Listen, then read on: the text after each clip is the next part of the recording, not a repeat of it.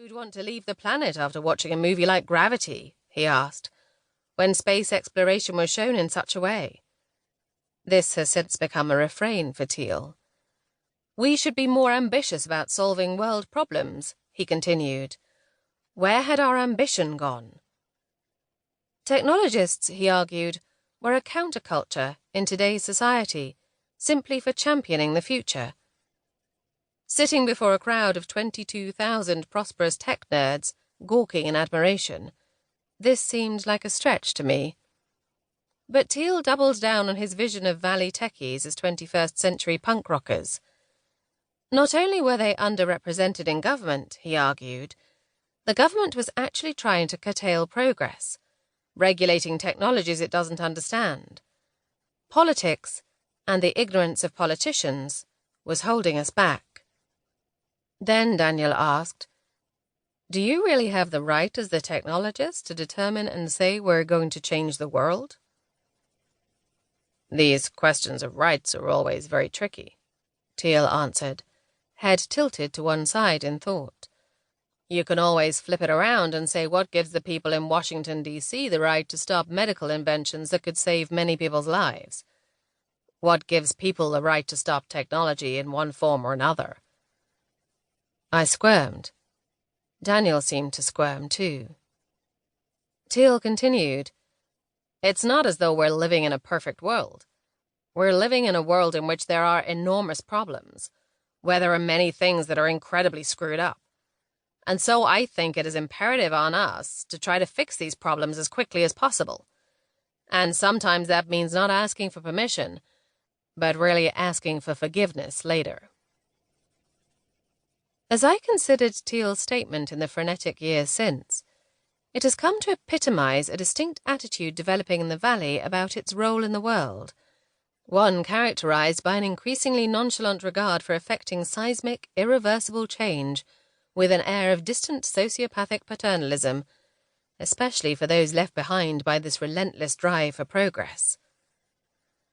Amid the high-flying urban millennials using on-demand driverless flying cars, after all, countless workers will lose jobs from automation. Fast food workers will be replaced by machines. Airlines have already replaced ticket stewards and suitcase labelers with machines. In singular, distinct entities, these are all logical efficiencies. But taken together, they represent enormous, painful change for a huge swathe of the population, and that change is casually being rationalized by Silicon Valley billionaires as progress. But is this the progress we want? And do we even realize how fast it is happening, and how irreversibly? Are we comfortable with Silicon Valley defining the future? I should be clear that when I refer to Silicon Valley, I'm talking specifically about the group of businesses that have come to embody the culture and industry of digital technology.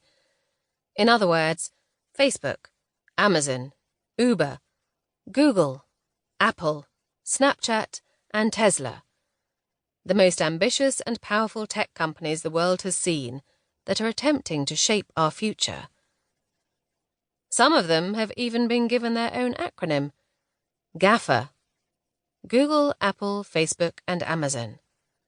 Not all of them are from Silicon Valley geographically, but collectively, this group of businesses has come to embody similar power, influence, and values.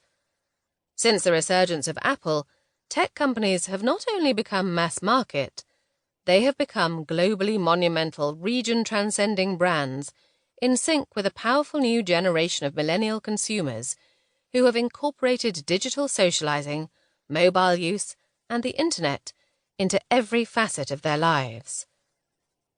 In the past 20 years, the power and influence of Silicon Valley's giants has increased rapidly, supplanting many traditional industries like automobiles and energy, not to mention retail, entertainment, communication, and tourism.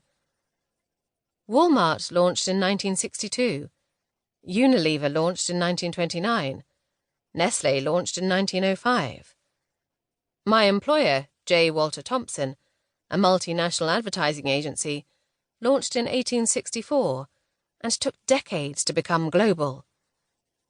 These traditional companies are now grappling